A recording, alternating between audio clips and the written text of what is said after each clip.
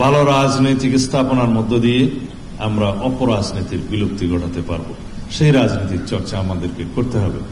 রাজনীতিতে প্রতিযোগিতা থাকবে, প্রতিদ্বন্দ্বিতা থাকবে, কিন্তু দিন শেষে গণতান্ত্রিক পদ্ধতিতে আমরা সবাইকে অভিনন্দন জানাবো, এটাই আমাদের রীতি হবে।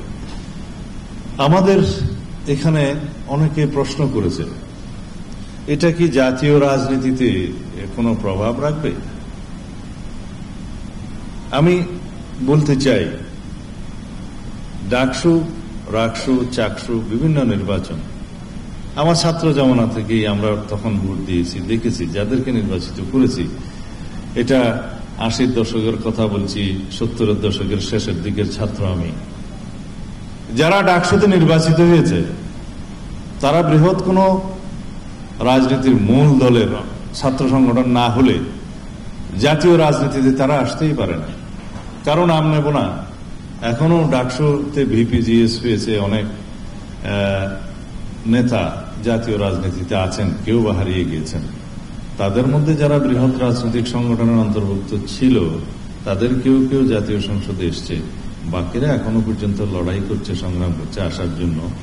আমি কারো নাম নিয়ে বলাটা ঠিক হবে না, আমি তাদের উজ্জ্বল ভবিষ্যৎ কামনা করি, কিন্তু এখনো পর্যন্ত কামিয়াব হয় নাই। এটা হচ্ছে বাংলাদেশের জাতীয় রাজনীতি এবং ছাত্র রাজনীতির একটা পোস্টমর্টেম বিশ্লেষণ। তবে এটা আমি উৎসাহিত করি যে বাংলাদেশের ছাত্র রাজনীতির এবং বাংলাদেশের স্বাধীনতার ইতিহাস থেকে শুরু করে, স্বাধীনতার পূর্ববর্তী ইতিহাস থেকে শুরু করে এখন পর্যন্ত বাংলাদেশের রাজনৈতিক পরিবর্তন যা কিছুই হয়েছে, সামাজিক পরিবর্তন হয়েছে, ছাত্র সংসদগুলোর নির্বাচনের মধ্য দিয়ে সেটা হয়েছে, অথবা ছাত্র রাজনীতির মধ্য দিয়ে সেটা হয়েছে। সেই রাজনীতির সূতিকাগার এবং ছাত্র আন্দোলনের সূতিকাগার, রাষ্ট্রীয় পরিবর্তনের সূতিকাগার, সেই বিশ্ববিদ্যালয়গুলোর ছাত্র রাজনীতিক চর্চা থাকতেই হবে। যারা ছাত্র রাজনীতির বিপক্ষে বলেন বা ছাত্র রাজনীতি বন্ধের কথা বলেন, আমি তাদের বিরুদ্ধে। কারণ রাজনীতির চর্চা, শিক্ষাঙ্গন, পাঠশালা হচ্ছে বিশ্ববিদ্যালয়, সেখান থেকে জাতীয় রাজনীতির নেতৃত্ব উঠে আসে ক্রমবিকাশের মধ্য দিয়ে।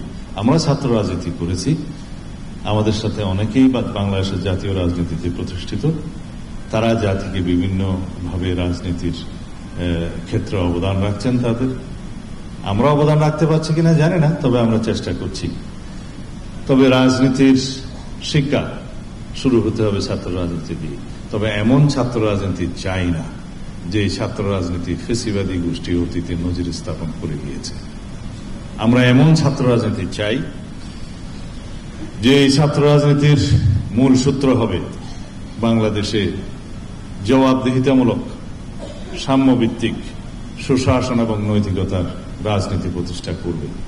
এটা আমাদেরই অঙ্গীকার যে আমরা এমন রাষ্ট্র ব্যবস্থা, এমন সরকার ব্যবস্থা প্রতিষ্ঠা করতে চাই সামনের জীবনে, যার মূল ভিত্তি হবে এদেশের সমাজের, রাষ্ট্রের সর্বক্ষেত্রে জনগণের কাছে জবাবদিহিতার রাজনীতি সৃষ্টি করা এবং সুশাসন, নৈতিকতার রাজনীতি সৃষ্টি করা, সাম্য এবং মানবিক মর্যাদা ভিত্তিক রাষ্ট্র ব্যবস্থা গঠন করা।